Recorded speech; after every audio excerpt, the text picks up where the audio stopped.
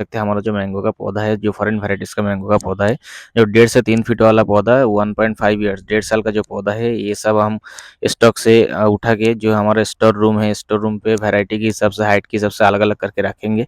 तो इसी का काम चालू है नर्सरी में, अभी देख सकते हैं। एंड ये जो पौधा है ऑल ओवर इंडिया सप्लाई हो रहा है। 1.5 से लेके 3 फीट, 4 से लेके 5 फीट एंड 6-7 फीट, 8 फीट वाला पौधा भी हमारे पास है, ऑल ओवर इंडिया सप्लाई चालू है।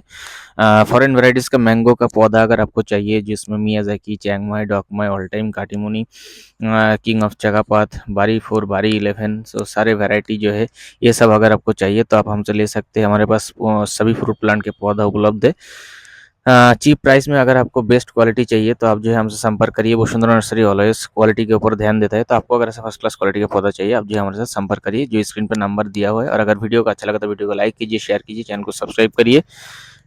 एंड अगर वीडियो को अब पौधा चाहिए तो आप जो है हमारे साथ संपर्क करिए। Thank you.